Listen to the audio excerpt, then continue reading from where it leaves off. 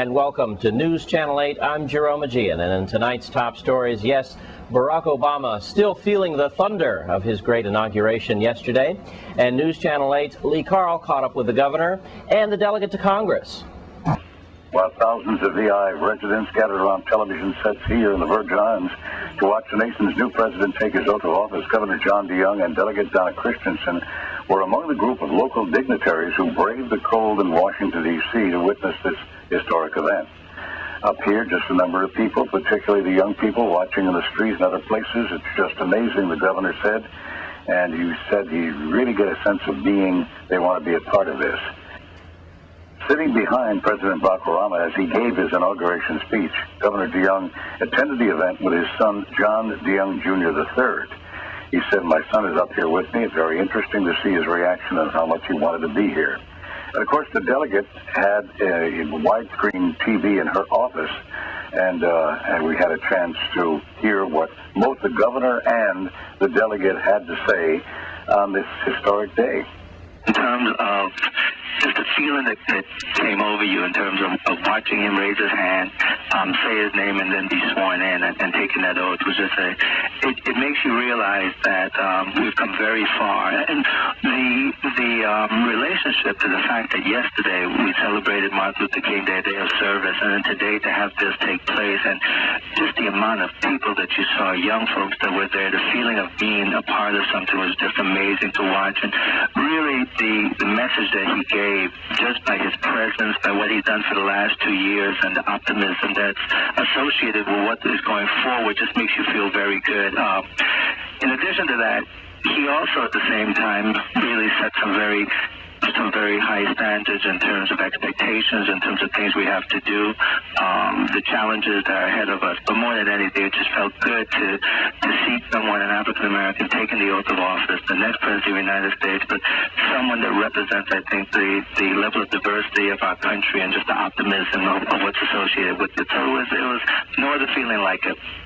I think that very clearly that he's someone that is making sure that the promises that he made during the campaign are promises that he keeps. So we'll definitely see certain changes that are made in a very short period of time, particularly on the international front with Guantanamo Bay, with respect to the troops abroad, which will have a direct impact on our own Virgin Islanders who are serving and us having them back home, even though clearly they're very dedicated to serving the country. But at home, it was also very clear that he's willing to make some shifts, and he said to people that we need to bear responsibility for what has happened, and there's some very tough decisions that have to take place, but that is something that we have to do together in terms of the country. And I think what that says, both nationally and internationally, and for us, is that we can no longer ignore some things that have taken place in the past. And we have some very hard decisions to make to right some wrongs that have taken place, and that's going to require some very tough decisions in the short term. But as long as that we're open, we're transparent, we're fair, and there's equity in those decisions, I think what he's saying is that we have a responsibility to that next generation and not pass it on to that next generation to take care of it. We've got to deal with it ourselves. And what that says to me is that within the Virgin Islands, there's some very strong, some very hard, and very difficult issues that we have to start addressing. Speaking to the president and first lady walking down the street, we were trying to do this tape before, and everybody was aghast in my office. And when I looked up at the screen, they'd gotten out of the car, which I knew he was going to do, about the United States, Barack Obama, and a wonderful prayer service that the Congressional Black Caucus Foundation had yesterday, commemorating Martin Luther King Day and praying for guidance and grace and all God's mercies on our president and our first family and the vice president and his family as they take on this momentous challenge at this very challenging time in our country and our world's history. And sitting there and seeing all of this happen and having had this wonderful opportunity given to me by the people of the Virgin Islands, which again I'm very grateful to be a member of Congress at this time, sitting on the podium and having a great view of all that was going on, and just being there to witness the moment, to witness a beautiful ceremony, to hear a speech that was just, he couldn't have given a more perfect statement for his inauguration, laid out the vision that he has always had for this country from the very first time that he stepped out to the national stage, and is able now, as the leader of this country and the free world, to be able to carry out, but he can only do it with our help. He can only do it with everyone's continued support and prayers. We're not always going to agree with the president, but we know that he has our best interests at heart. Back here at home, what happened? Well, the nation's former leader walked toward the helicopter, watching him to fly back to Texas.